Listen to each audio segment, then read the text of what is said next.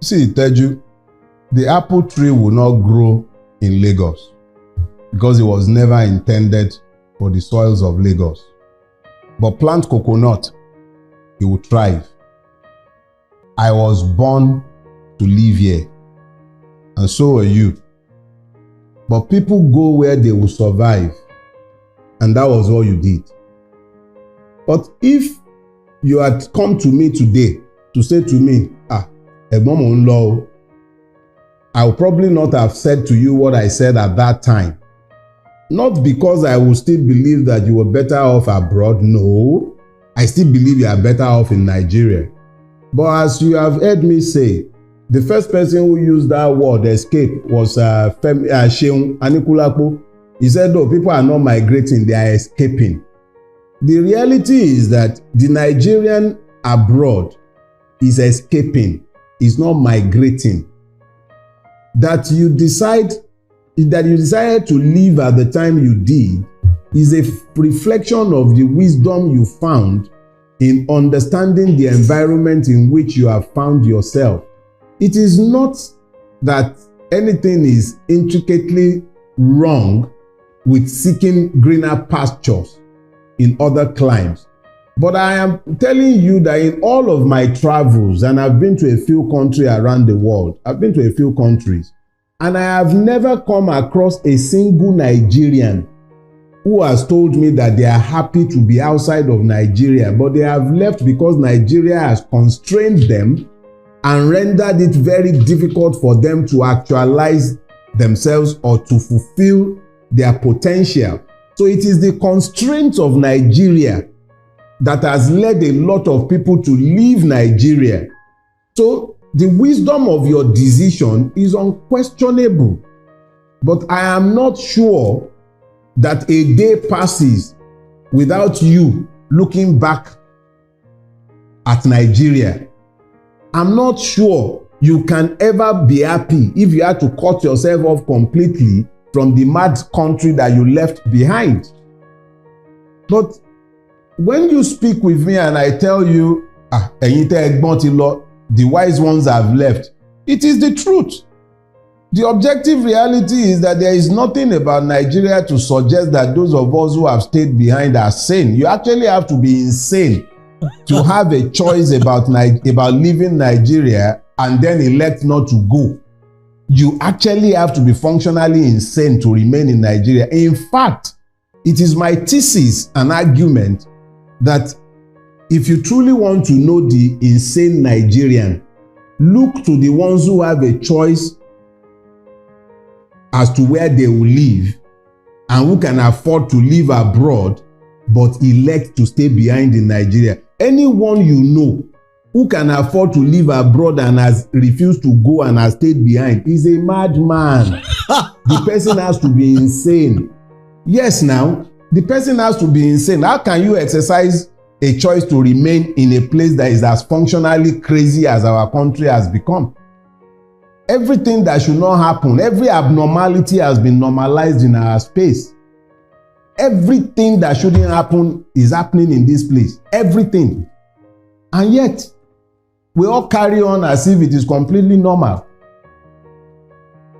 So, yes, I don't believe that it is right for a Nigerian to leave Nigeria and go abroad, especially America, because even the blacks who were born there, who are fourth and fifth generation, are not accorded the full rights of a human being.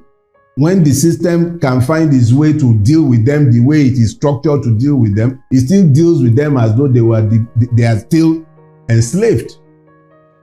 So as bad as he bad, the Nigerian soldier look at me too, I can shakara him. He doesn't know who my father is. If it comes down to that level, we can shakara each other. May God rest Pius Adesomi in his bosom. I read a piece that he wrote some years before he died, how he would have to drive all the way into the Canadian bush to go and hoot his horn. You know, he hadn't been hearing car horn, so he would drive into the forest to go and press his horn so that he can hear it, because it's too normal and sane in that place, and he's not used to the normalcy and sanity. We are Nigerians. Sanity is far from us because our country does not allow us the luxury of sanity. That is just the reality. So you have described yourself herein as being an insane person. If I was sane, why would I be in Nigeria? I have to be insane to be here now.